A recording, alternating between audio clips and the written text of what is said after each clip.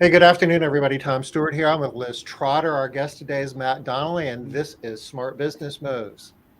Woohoo! Matt, welcome to Smart Business Moves. Thank you, Tom. I'm excited to be here, and I've been awe after watching the show for a few years now.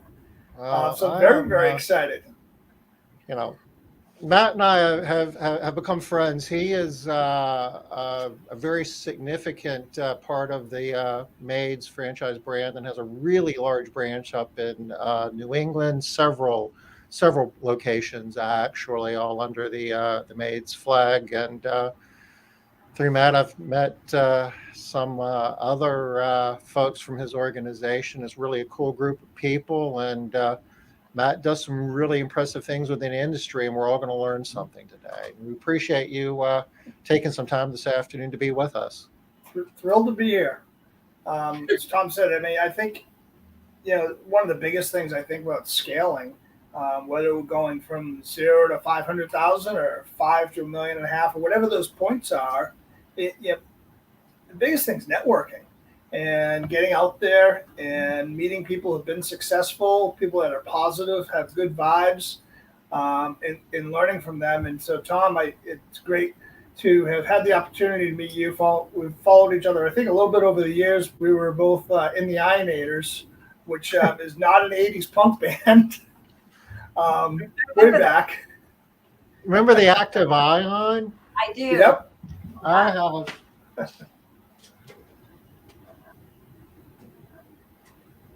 I keep one of these on the shelf, actually.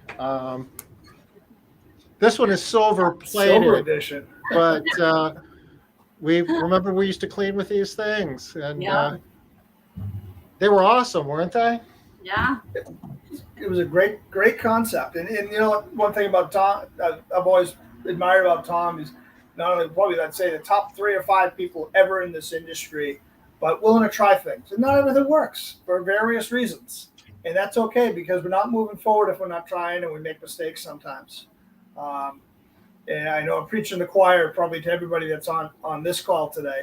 And Liz, you and I have never met before or spoken, but we almost did one time. Okay. It was in a bar. What? Okay. In a bar? So a few years back. That's not surprising. Go ahead, Matt. No. It was lunchtime. It was a few years back at an ISSA show in Dallas. Okay. And I walked in this restaurant with a couple friends. Jim, Tom, Jim Harris Jr. Oh, yeah. So we walked in for lunch during a break. It was right in the pavilion across the street from the convention center. And there were 2 ladies at the bar. You came and started talking to them. And you must have been working with them doing some consulting.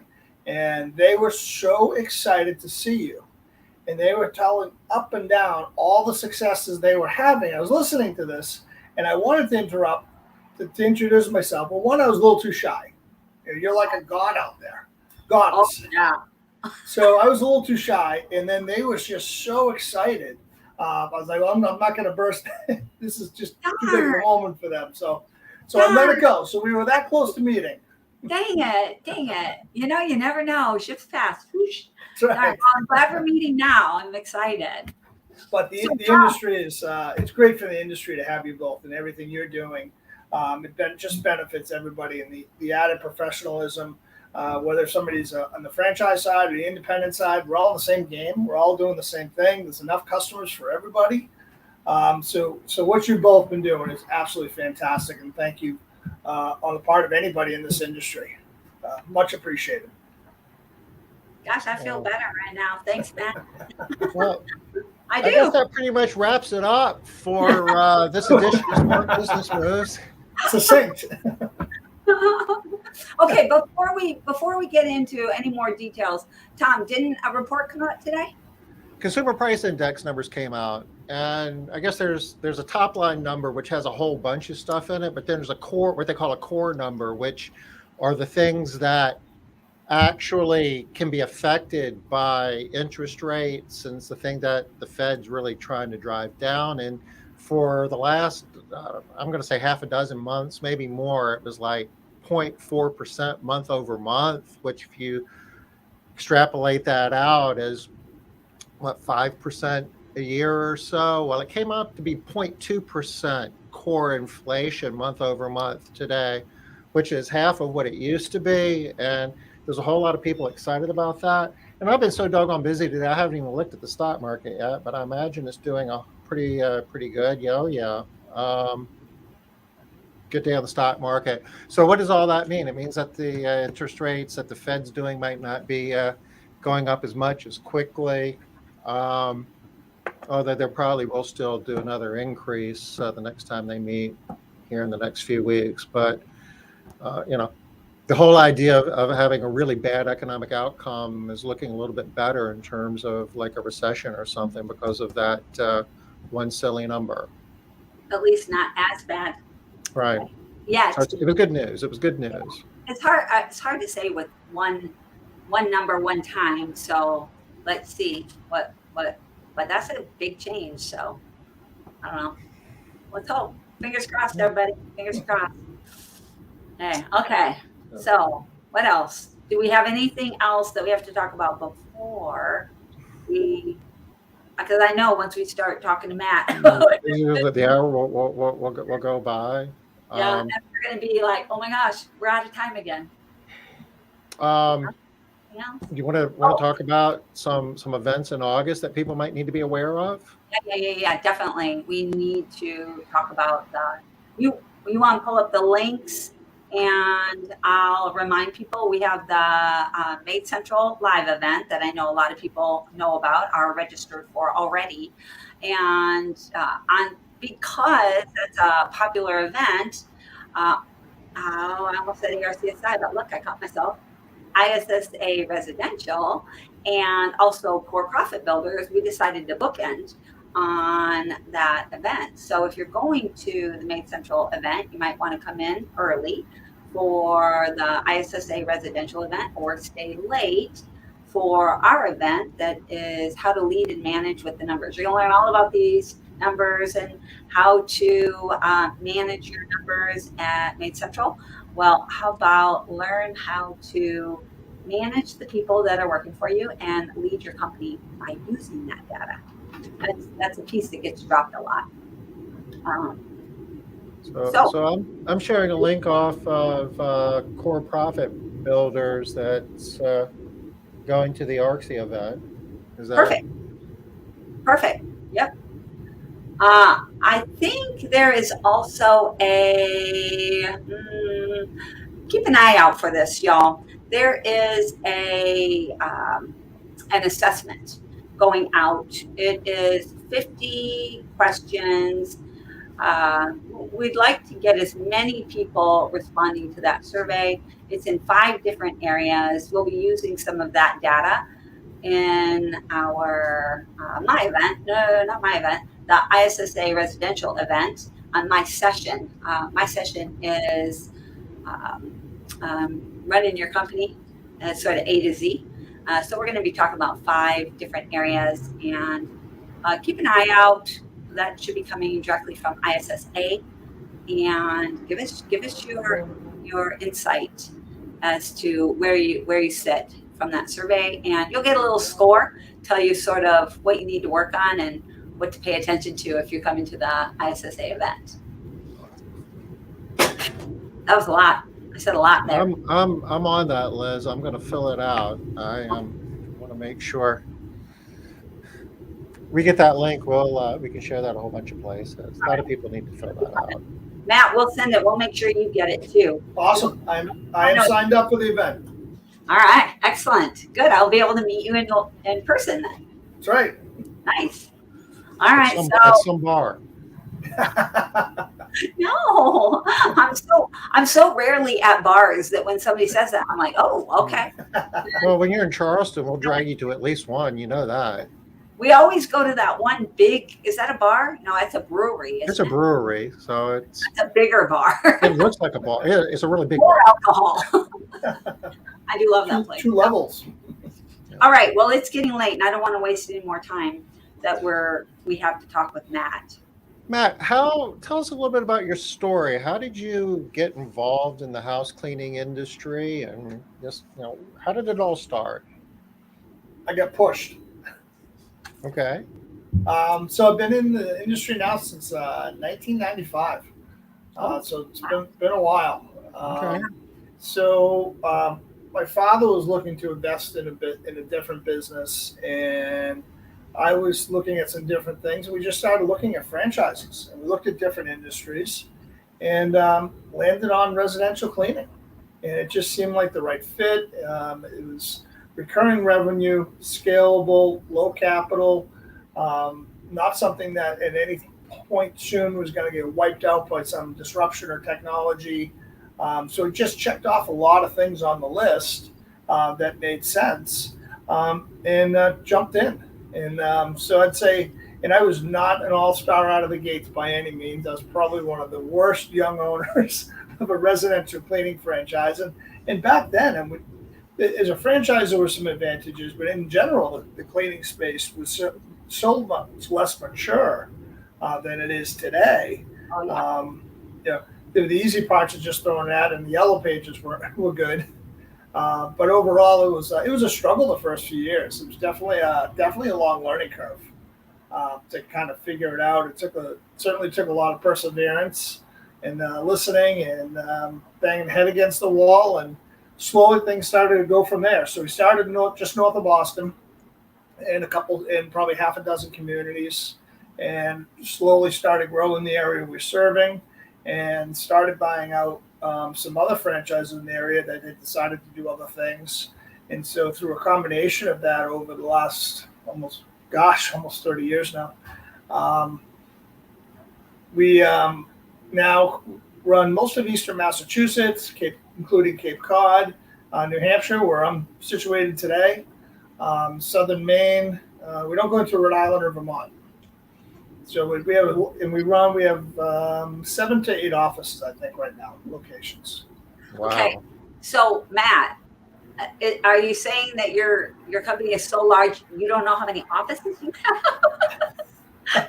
7 or somewhere around there. And you'll be glad about this. I don't know how many teams we have. Okay. Well, I'm no Yeah. idea. Okay, but you should know the number of offices. I do know our revenue. Okay. I know our labor cost.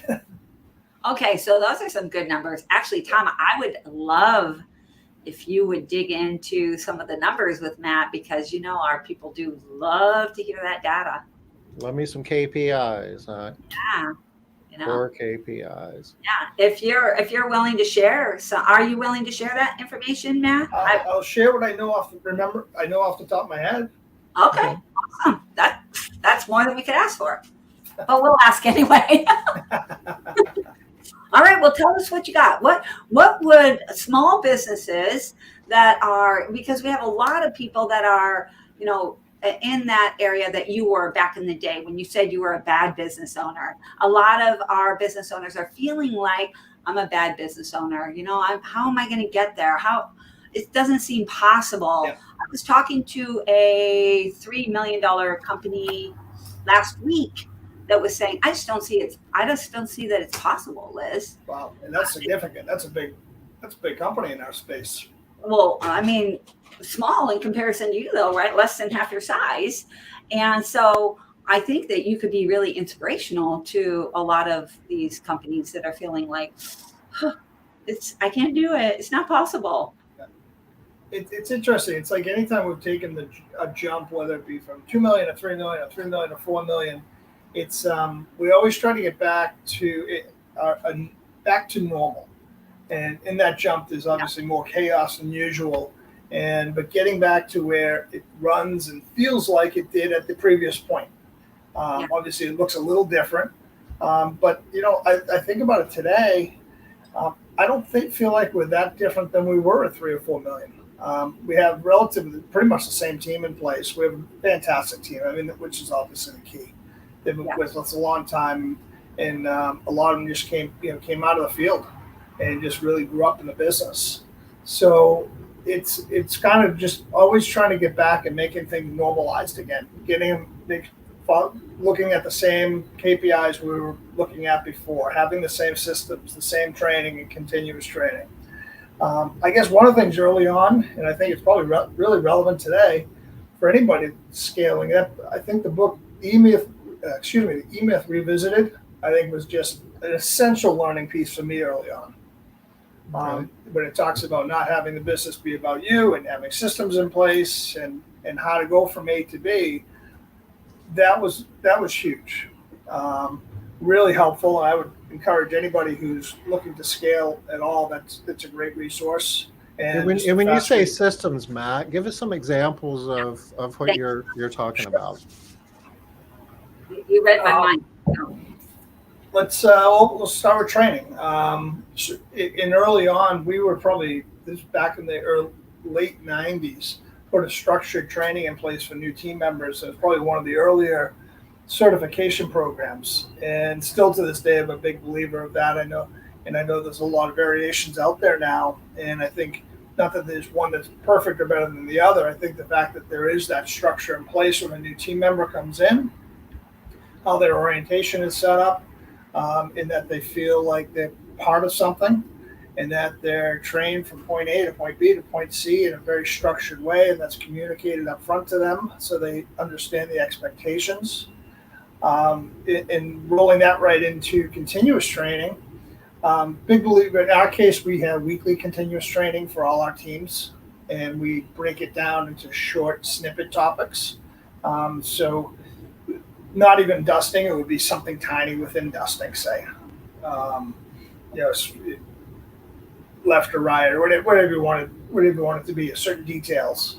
And so that structured training over the year is technical skills such as that, soft skills, most customer service, as well as safety training. So we have a rotating schedule. With our safety training, we make sure we take attendance, and that's signed off each time in case for our records of the workers' comp or any trends or anything like that pops up.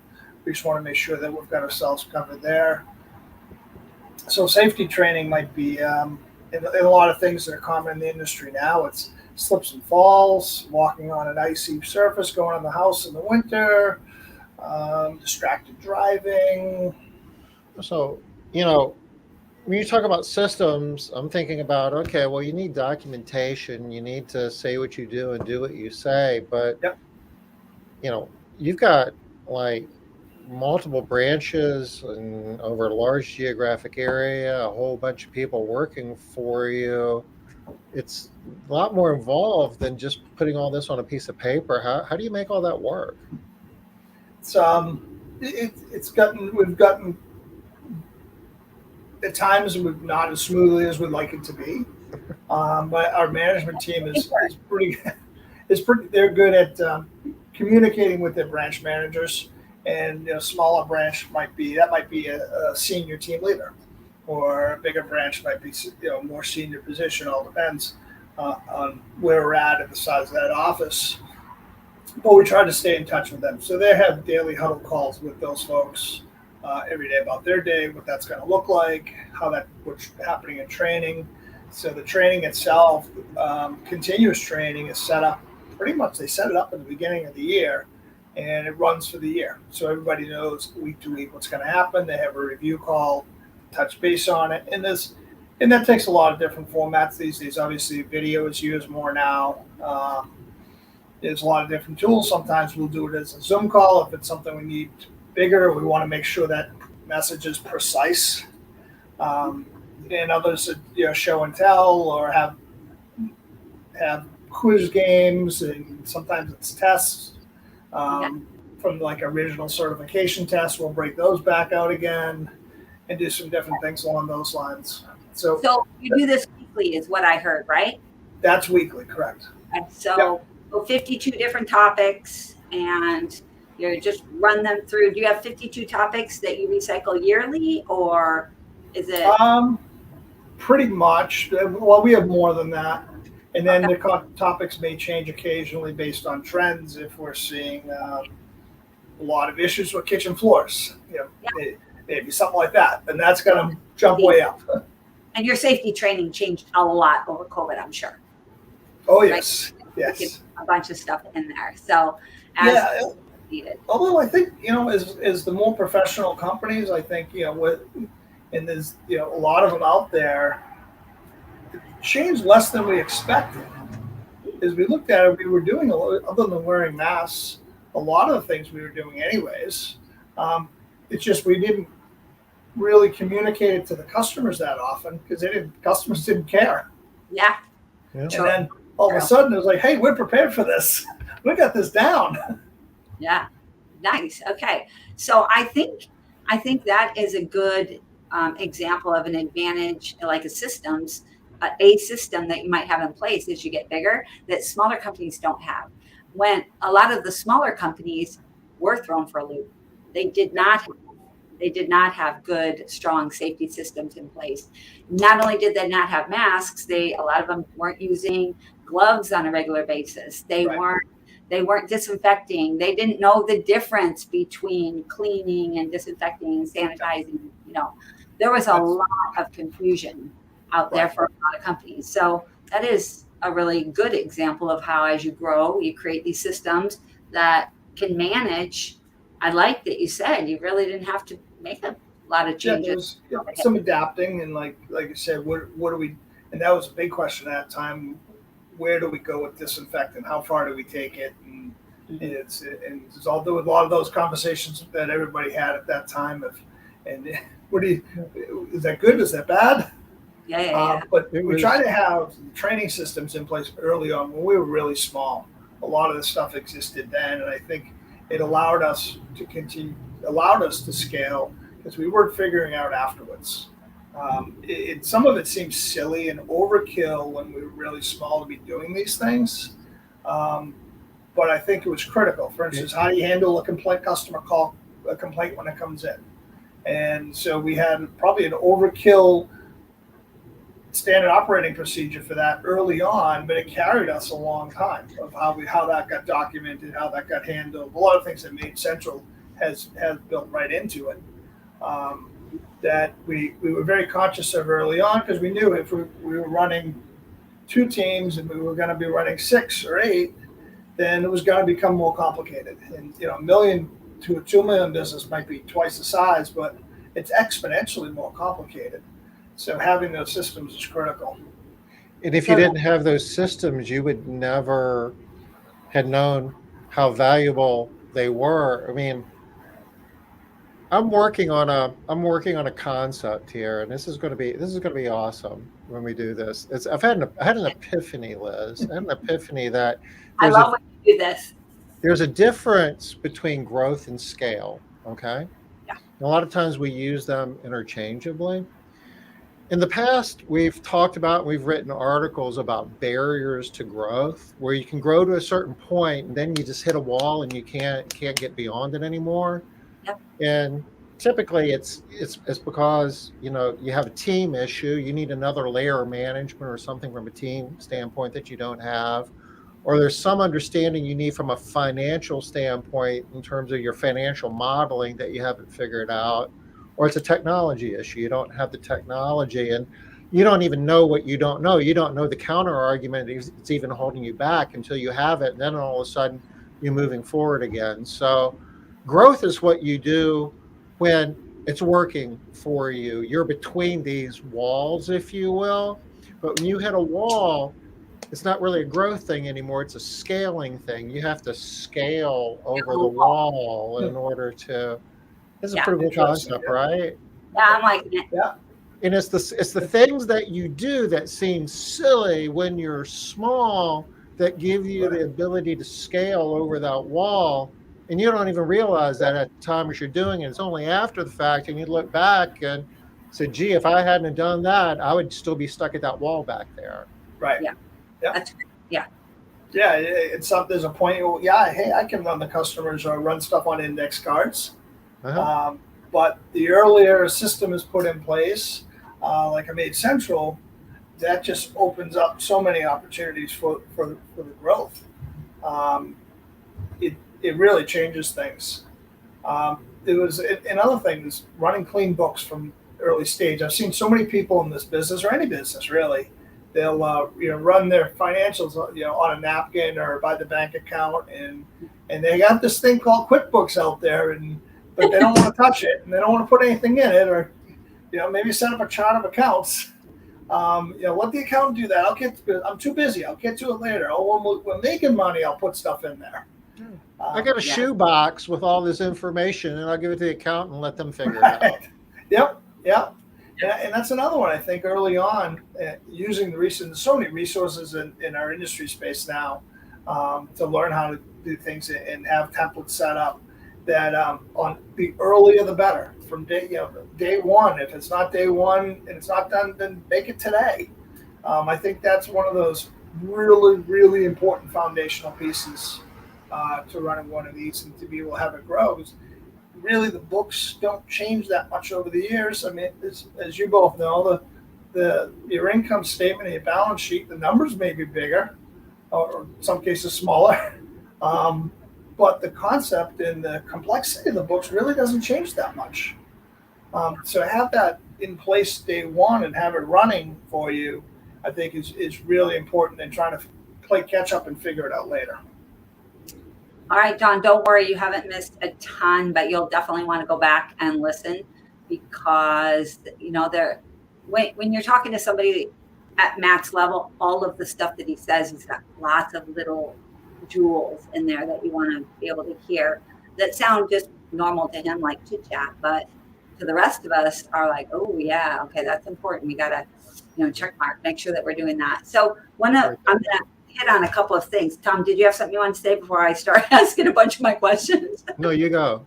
Okay, so I made a few notes on those little jewel things that I'm talking about here, Matt.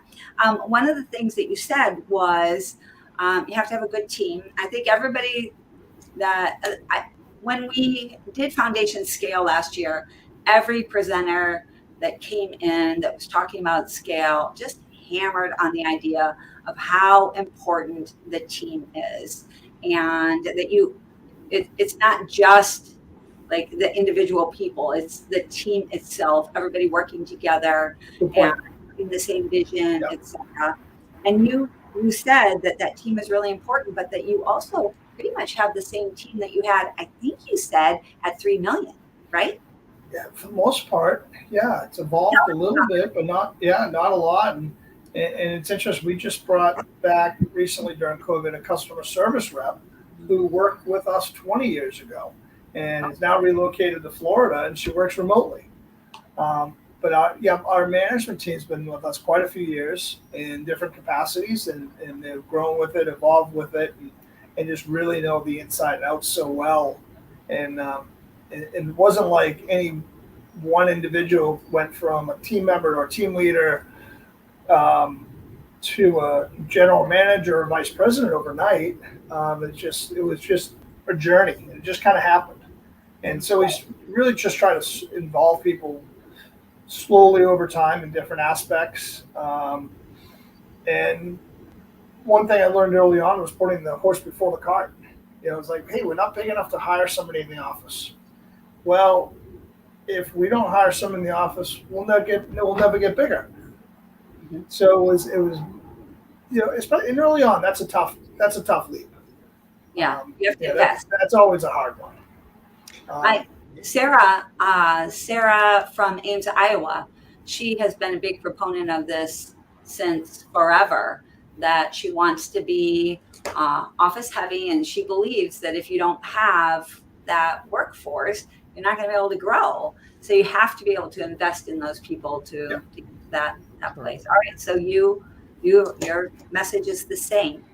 Okay. And when you say office, in time, it's the capacity to do more work. It's a combination of people and technology, and with AI, that's changing quickly. But in aggregate, you need to have the capacity to do more from a backroom standpoint. Yep. Whether they're physically in an office, they may be at home, where a combination of. And you're right, technology is a key piece of that too. Yeah. And what communication tools we use day to day, and that's obviously evolved. And I think, and the nice thing about that is, things like with Zoom for phones or Ring Central or whatever products are out there, they're cheap and attainable for everybody.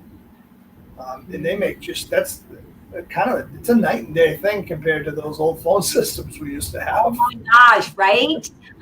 For all of us oldies who've been in business forever, yeah, we had regular phones. They didn't have like multiple lines. You put your finger in it, and What's the thing? Okay, so talk to me a little bit more about your team. What positions do you have? What before we get into positions now?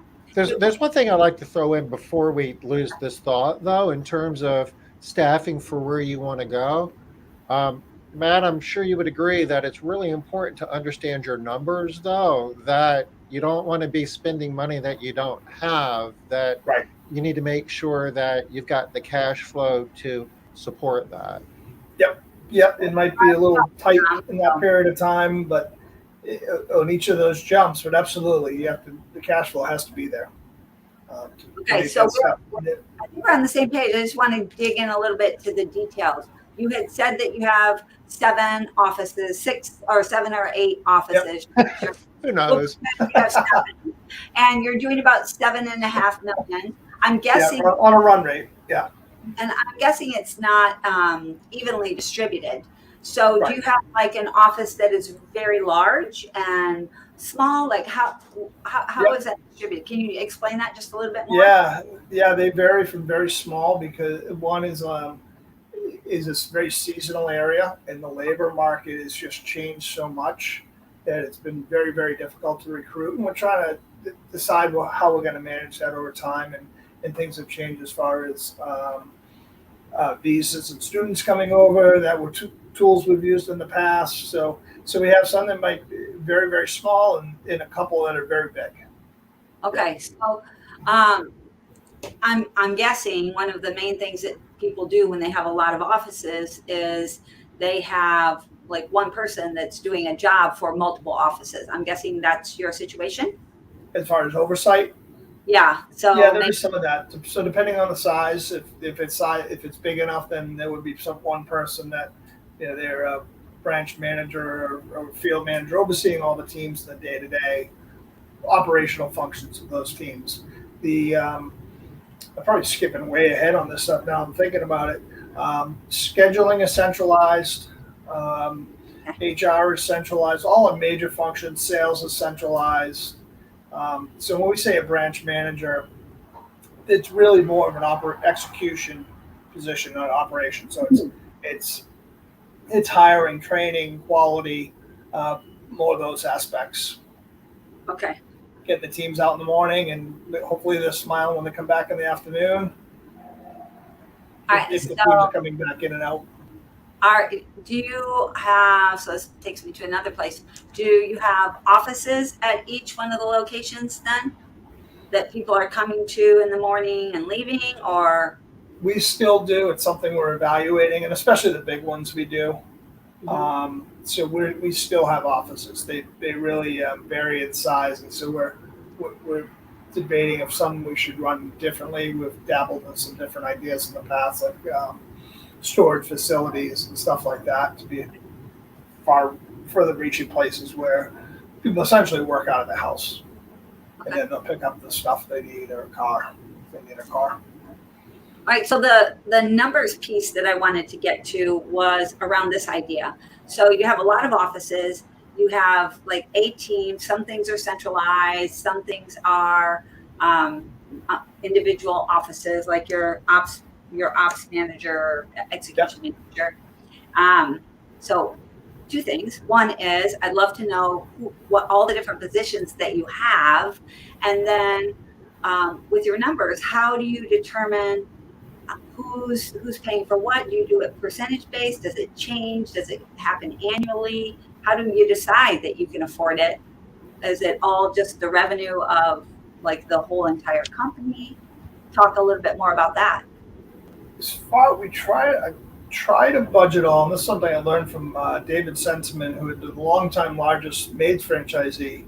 He was out of Birmingham, and recently retired a few years ago. And so we typically have a budget of what we want to pay for overhead staff, and it'll run between 9% to 11% of revenue for support staff.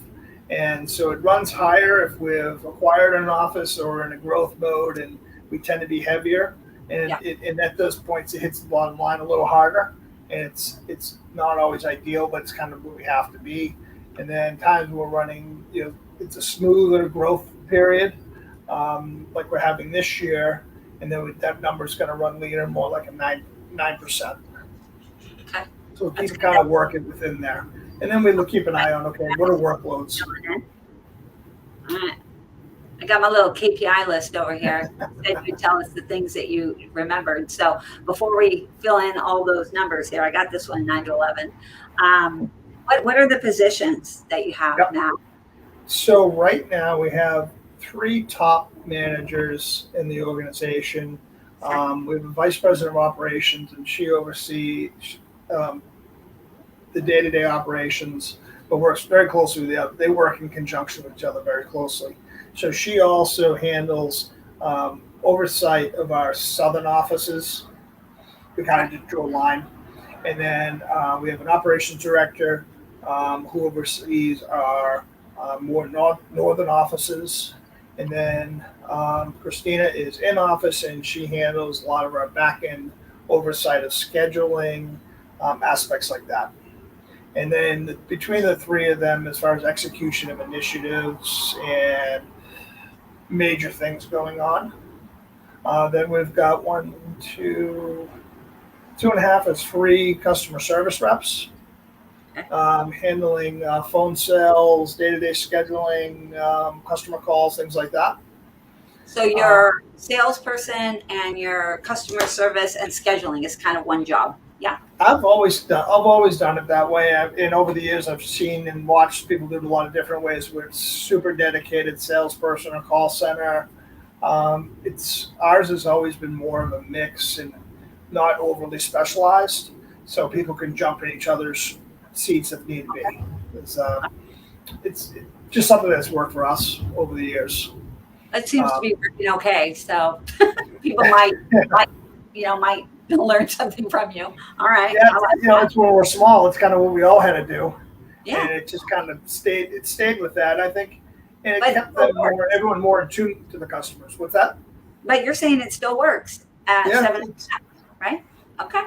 So there's still some working. things that people know they have to change. Like we can't keep doing this stuff the same way. To be able to get to the next level, we're going to have to change. But it doesn't sound like this is one of them. Yeah, I mean, want to have- we've tried other things over the years. Don't get me wrong, and it's funny. We tend to come back, and we've tried things, and it's just, wow, this doesn't feel right. The organization just isn't running the way it should be. It's not as smooth, or we're not in the know, and obviously we can all tell if things are falling through the cracks, and if customer complaint calls go up, or customer frustrations or frontline staff frustrations grow. We know we're not doing something right. And I've always positioned it that anybody, whether they're overseeing an office or customer service rep or sales or manager, we're all there to support our teams. That's our role of all of us. We have, obviously, some different responsibilities within there. And at the end of the day, we're there to support the teams, and they take care of the customers. So we've kind of kept that overriding philosophy for forever. Kind of a Marriott way of looking at things. Do you feel your current leadership team gives you additional growth capabilities, either through organic with your current 7 branches or by adding additional branches, or is there more resources you're thinking about adding in order to give you the ability to keep growing? Good question, and I've been back and forth on that. Not necessarily with our current core people, but what other resources do we need? And we recently we had another resource doing a lot of our bookkeeping, and we took a look at that and said, wow, we can actually use technology better and do things a lot smarter and be leaner and tighten up on that, which we did. So rather than making it bigger, we made it smaller, and we're running better. And our books are much cleaner. And we did bring an outside person in to reconcile our books every month. So we have a second set of eyes on our books, but not necessarily doing the bookkeeping. Sure. As far as the management side, I think right now we do. Last year we grew. Last year was by far a record with organic growth. We grew about 1.3 million, and 800 of that was organic growth that just happened, and a lot of that was still comeback growth from COVID. Okay. So last year we got back over 19. We had closed for 8 weeks in 2020, and up here, so a lot of it was just kind of building things back up, but it came to us, and the team handled it remarkably well. And they grew 800 back the year before, and to still see the same team be able to do that just blew me away. And right now things are running very smoothly, so I could see us hopefully going probably 10 million without a lot of major changes. I think we need to have more changes though in technology. So I don't think it's necessarily human capital we need. I think we've got good resources. Obviously, with growth, we'll have to plug in some pieces of more phone calls and things like that. But it's probably technology more than anything right now. I think that we would need to make that next leap towards 10 million. Tell us a little bit more about the technology needs that you see yourselves needing. Going back to handling a customer complaint. Not rather than a piece of paper and plugging in the system and having it lost into a system from there, something that it flows through, like Made Central has a really neat way of handling that, where it goes like Service CEO used to years ago, where a customer concern flows right to the employee file. So you have that tracking on that side, or a scoreboard over there, and that it gets on the next schedule. It's highlighted. In the past, I know with systems we've been using, it can fall through the cracks. We end up having a secondary calendar. We're using an accordion folder, a Google Calendar, our operating software. It's like, okay, that's probably not the best way to operate moving forward. So that would be an example of That's a good has to get streamlined. And so we wouldn't record. So it would streamline so much that, like I said, it doesn't mean we have to bring on more people, because the system's going to be better. Well, Tom, we talk about that a lot with Made Central. I'm telling people that constantly, that depending on the size of your business, of course, but sort of the typical people that we see going to Made Central, that you're probably going to eliminate a person, right? We'll take the place of an entire body. So. If you think of what Matt's doing, and he's been doing this since the mid '90s, Liz, we can relate to that. There was a time, Matt, where you were printing out pieces of paper and giving them to your teams every day, and they were writing notes on those pieces of paper and bringing them back at the office at the end of the day, and somebody was collecting all those pieces of paper up. And how many extra people would you need working in your office if you guys were still printing out pieces of paper and doing that? More than what you currently have, right? And I know we're still way too paper heavy. I see every once in a while I'll see randomly see a bill for the toner cartridges. I'm like, wait a minute, why are we printing that? What are we printing? Why are we having a bill for the toner cartridge? Yeah. All right. So I actually think we're behind the times. I would say we're behind on that. I would say that's something that we could be better and more efficient, and help us grow better on that end. But we're all more efficient from a backroom standpoint than what we were a dozen years ago. Regardless of what technology we're using. Right. I don't think many people are printing out paper work orders and trying to keep up with that. And if you're doing that on scale, that's a career for some people. Yeah. Some people are still printing work orders. No, they're not. Yeah, Tom, you just don't know what's going on because you're in the Made Central world. I don't know any of those people. Can't even imagine. You do. Yeah, unfortunately, it's definitely there. Well, please call me. We can fix that. That's not a permanent affliction. That can be cured. That's not a chronic thing. But we'll make sure that gets fixed. For sure.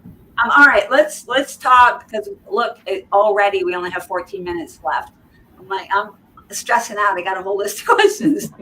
All right, so Matt, I'm going to get back to KPIs. So you talked about your admin being somewhere around 9 to 11. How about your direct labor? Maybe either loaded or unloaded. What are you trying to shoot for? Not loaded direct labor, including windshield time.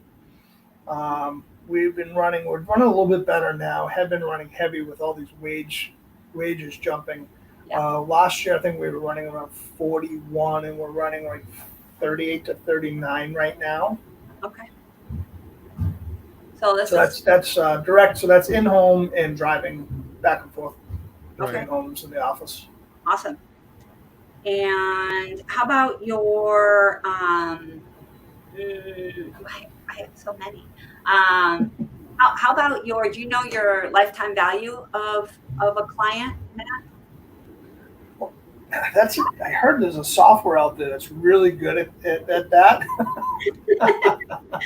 Well, I just wondered if you said you have some that you know off the top of your head. Why don't you? Yeah, that's one that we have a lot of data in there that I don't have a means to get it out smoothly. That's okay. Tell me what things you think would be helpful for what KPIs people might want to know about.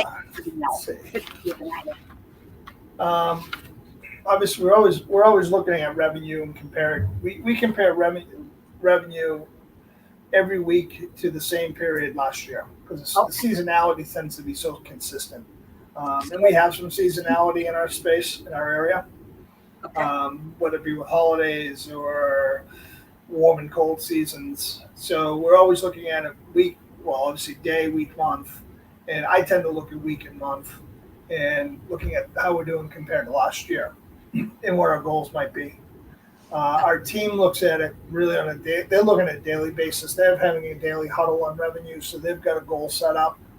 And if they see the next day or next few days aren't hitting, then they're going to try to market to that. And if we've got, whether it be every 4-week customers on the next week or one-time work that's already scheduled, and try to bump them up, get them up closer. Because that gives us 5 more days to sell that other spot. If we can pull the one in that day, then that's something we've stressed a lot. And I think we've done a much better job of that. It's made a big difference over time. So not letting the schedule happen to us, but getting out in front and controlling it. Yeah, nice. I'm always happy to give somebody a discount if I can get them to move up 3 days, fill a spot for us. If we get a chance to fill that out the spot full free, that's a win-win. Yeah, sure. A good way to a way to grow your revenue without having to make any kind of really big changes. So exactly. Yep. All right. Do you have any other KPIs that you want to share? We look at daily revenue per person. Okay. Perfect. What we're producing. I think about 300 now. That's been one that's been really interesting to watch change over the years. Yeah. Obviously, with pricing and wages and factors like that, I don't know if we're that much more efficient than we used to be. But the numbers changed. Customer attrition, definitely customer attrition on a monthly basis. So looking at that as a percentage of our base. The same numbers I've heard you guys talk about over the years. I think you're spot on.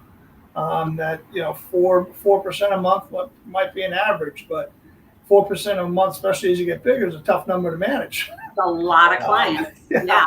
So when hitting 4 is, we definitely don't want to be hitting 4. Sometimes we know after a busy season, they fall off because of a peak in the summer because they're going to come right back the next year. But I tend to shoot 3 or less. Okay. In my view, is a good number for us. That's what we're telling people in our circles too. You start hitting 4, you want to start looking at that number harder. Yeah. Pop it up as a concern instead of having it at the bottom. Yeah. And that figure really hasn't changed for us. I'd say even over the last 15 years, it seems to be the same percentages that we know. Like you said, if it's a 4, we got to start digging in here. Look at that. How about your employee attrition? We look at it. Your team member management or The team members, I forget what it is right now. It's getting better. I mean, through COVID, it was so many ups and downs Oh my and gosh. crazy. We had I always can't been strong there. I'm still traumatized. Oh, no. We, but when COVID hit, we hired almost exclusively single moms. Mhm. It was tough. It was a rough life. They shut down the daycares, and it's like, all righty then. Not on the tough side. All right, Yeah. I have more questions, so I can't talk too much. All right, one point that you made that I want to just bring up again, because I think that a lot of people say the opposite of this. So I'm super intrigued to hear you say this, that most of your office staff came from the field. Yep. Not And exclusively, but yeah. yeah, not exclusively, but you did say most. Mhm. And so that's Well, interesting because we hear that once you hit a certain size, the people in the field just aren't the right people. They're not going to be able to do that job. But you've found that to be true. so two of our top three managers worked in the field. And the third, she came over from another residential cleaning company and had previously been in management with Walmart. And then the other two, came up right through. And we happened to really fortunate that we had really smart people join our teams. In fact, they both worked for other cleaning services. We tend not to hire people from other cleaning services, but they were within our franchise system, and that ended up coming over when we bought the office. So It worked out that way. Yeah. So typically, though, as far as field staff, we don't hire people that have been with other services. It's always felt like we hire for attitude and work ethic, and we can train the skill. And so if somebody's with somebody else, they've learned another system, and the unlearning can be really tough. Well, that's great because we all preach that, but I love hearing a company of your size saying, "Yep, us too." Right? Well, No doubt. If I can, we see somebody who's worked at a Marriott or something like that, great, because then they've had to have finished so many jobs over the course of a day, certain level of quality, take instruction, training, uniforms. they do customer service. Yeah, Yeah. they've learned some stuff.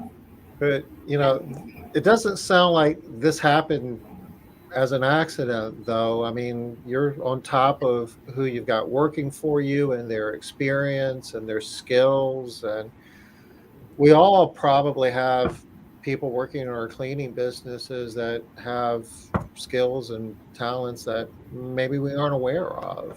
Yeah. Yep. I Yep. think Very much so. it's really good. If Matt's got two of his top three people came out of the field, chances are good we've got some talent there that is going unrecognized. Yeah. So that's a great little nugget there. All right, Matt, I got two big questions that I want to hit, and I've only got 5 minutes. So I'll tell you what they are, and then you can decide how you want to spend the time on them. The two questions are, how do you set your goals for the year? Like, what goals do you set? How do you set them, et cetera? And I know that's a kind of a big question. And then the second one is, what's your job? Okay. So those are my two questions. Let's see. Goals. We've done a lot of different methods over the years. We've done offsite meetings, and we will do things like strength, weaknesses, opportunities. We'll do SWOT analysis. It tends to be a little less formal now. I should say we're always basing it on a SWOT analysis, I think. But we've done things like 4 disciplines of execution, and we've scaled down, I think, a lot since then, because I think we're in a good mode that we kind of are in tune to stuff, and we know we'll want to be year to year. So we're looking at, okay, hey, this is where we want to be this year. What's it going to take to get there? What changes do we need to make? I don't do budgets. I don't do financial budgets. I never have. And just something we know what our P&L should look like, and we're watching our numbers. But we don't manage the budgets on financially. Okay. It's just not something I've ever felt was a good fit for us. Okay. I love hearing that. That's great. All right. We'll do quarterly goals, and we have initiatives. Different things we're working on throughout the year too. So we'll finish with the best question. What's your job? Yeah, what do you My think? job, stay out of the way. It's It's nice. become more and more every year. Stay out of the way. So I would say, it's strategic vision, helping identify what systems we need or what gaps, and help fill those, or resources to fill those. And I don't get a lot in the details anymore. They're good at it, and this, I can only screw it up. Okay. So yeah, you're saying it with a smile, but you're serious. You try Oh to yeah, stay out of it and Yep. let them do their jobs. yeah, and that's again, it's something that's just evolved over the years as the business has evolved. Certainly not something but it was something I've tried to empower people. I've always tried to empower people, and let people do their jobs, and I've certainly not always been perfect at that. And certainly I've evolved as a manager, I think, a little bit too. Well, So, I see. big question there. Waiting for that one. Yeah, We work in teams with cars. teams and your cars, right? Yeah, our cars. Yep, we All still have our cars. I mean, Can I do if I can do one more plug, because we haven't really talked about hiring.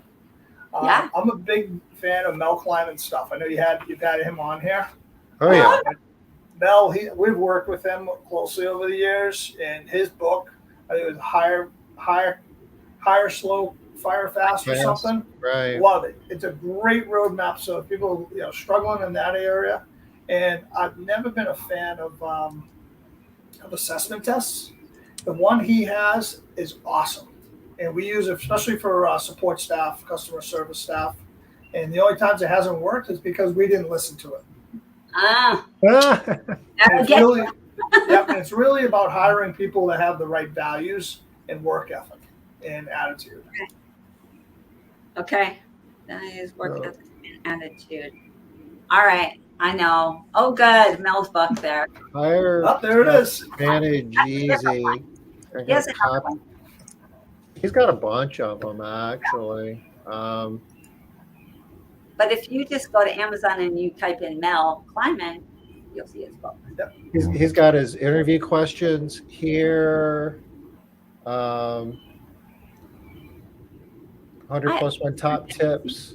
I don't see the hire fast fire. I think it's the blue one on top. The higher. I think he top. rebranded it to Hire Tough, Manage Easy. Yes. Yep. I think that is the book. because it looks the same. It's Yeah. more. It's probably more PC. Yeah, probably. Something else that might be of interest to folks. We a couple of years ago, it happened to be during COVID. It wasn't planned that way. We got involved with Dementia Friends, and it's an organization called DementiaFriendsUSA.com.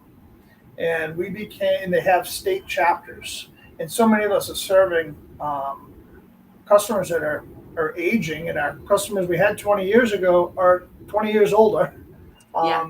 So we became a Dementia Friends champion through this organization, where our managers can train our frontline staff to be what they call dementia friends, and that's how to communicate, how to identify possibly somebody might have dementia, how to communicate, how to bring that to somebody else's attention that you might see something, and where we're in people's homes so frequently, we see them more than their families do in a lot of cases.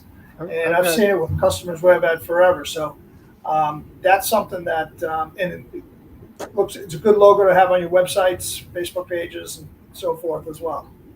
And I just have to throw this out here. I'm so glad that you brought that up, Matt, because a lot of times y'all struggle with when I'm saying your people need to have meaning in the work that they do. Look, Matt Donnelly bringing the meaning right here, right? He's saying, hey, I need to say this thing before I get off this call, Dementia Friends. So thank you so much, Matt. I love that you brought that up here. We're in the business, at the end of the day, we're in the business of helping people. And more so than cleaning. Here, since we're at the top of the hour, I'll give another plug. Come see Liz and myself and AJ and Gosha and a bunch of other Matt, Matt's going to be here. We're going to, I'll be there.